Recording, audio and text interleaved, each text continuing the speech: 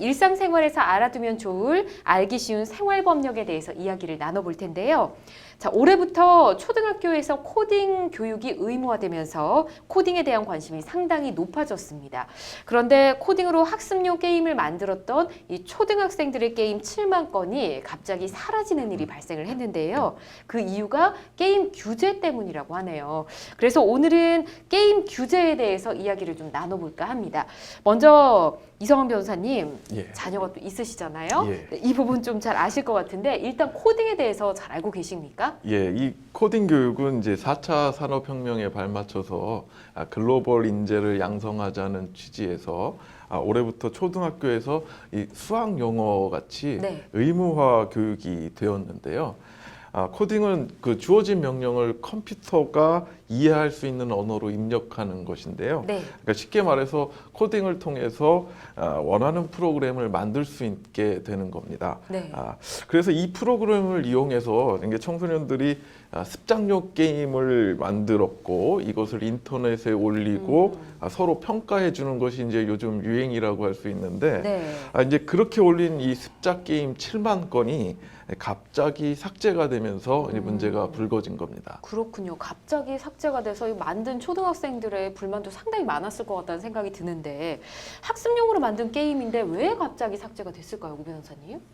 네, 발단은 지난해 11월에 문화체육부 산학게임관리위원회에서 경고장을 보냈습니다. 그래서 등급 심의를 받지 않은 게임은 불법이니 삭제하라는 내용이었고요. 해당 대표는 삭제를 하지 않았습니다.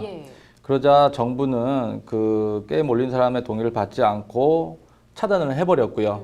지금 게임 제작사나 사이트 운영자가 따로 저장을 해놓지 않았으면 복구가 굉장히 어려운 상황입니다.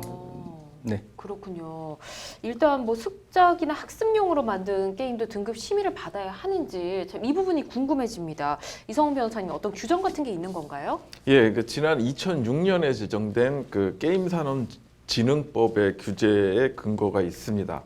이 게임산업진흥에 관한 법률을 살펴보면 제21조에서 게임물을 유통시키거나 이용에 제공하게 할 목적으로 게임물을 제작 또는 배급하고자 하는 자는 해당 게임물을 제작 또는 배급하기 전에 게임물 관리위원회 또는 지정을 받은 사업자로부터 그 게임물의 내용에 관하여 등급 분류를 받아야 한다고 되어 있습니다. 꽤 오래전에 만들어졌네요. 그래서 이제 이 등급 심사를 받아야 된다는 얘기죠. 이를 근거로 해서 이제 문체부는 학생이 만든 게임도 예외가 아니다라는 판단이 들어간 겁니다. 그렇기 때문에 청소년이 자신의 습작 게임을 다른 이와 공유하려면 신청 절차를 거쳐서 사전 심의를 받아야 한다라는 얘기입니다. 그렇군요. 사전 심의. 그렇다면 초등학생들도 사전 심의를 받고 올리면 되지 않을까요? 뭐 당연한 얘기인데 문제는 돈이죠.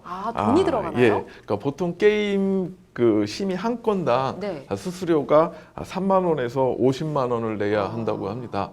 그러니까 저희 둘째도 이런 것 때문에 막 씩씩거린 적이 있었는데요. 경험자가요? 그러니까 이 심의를 받으려면 엄청난 돈을 내야 된다 그러면서 막 씩씩거리더라고요. 그래서 얼마냐 그랬더니 50만 원이라 그러던데 이 학생들 입장에서는 50만 원 상당히 큰 돈이죠. 맞습니다. 지금 3만 원부터 50만 원이라고 했는데 3만 원도 사실 학생들 입장에서는 좀 부담스럽거든요. 근데 50만 원까지 낼 수도 있다고 하니까 불만이 상당할 것 같다는 생각이 듭니다.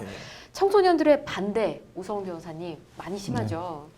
네, 청소년들의 반대는 굉장히 심합니다. 당연히 지금 게임 강국을 우리가 꿈꾸고 있는 입장에서 굉장히 문제가 있는 많은 정책이다라는 비판을 굉장히 많이 하고 있습니다. 또한 게임을 개발하는 청소년들 그 범법자로 만드는 굉장히 불합리한 정책이기 때문에 굉장히 얘기가 많이 나오고 있습니다. 또한 아까 금액을 잠깐 말씀하셨지만 50만 원은 그 학생들이 부담하기 굉장히 큰 금액입니다. 그래서 이런 금액이 있다면 게임을 개발하는 것은 현실적으로 굉장히 어렵습니다. 그래서 이런 비판이 굉장히 많아지다 보니까 지금 이제 정부에서는 이제서야 비영리 게임, 청소년이 만든 게임에 대해서는 심의 없이 하는 방안을 한번 만들어 보겠다라고 계획을 하고 있습니다.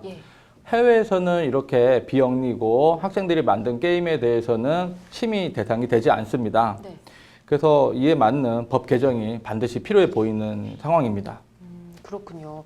4차 산업혁명에 발맞춰 이 코딩을 의무 교육으로 지정을 한 만큼 청소년들이 꿈을 잘 펼칠 수 있도록 도와줄 수 있는 법 마련이 좀 절실해 보입니다. 자, 게임 교재와 관련해서 더 궁금한 점이 있으신 분들은 법제처 홈페이지 찾기 쉬운 생활 법령 코너에 가시면 좀 더 자세히 나와 있으니까 참고하시기 바랍니다.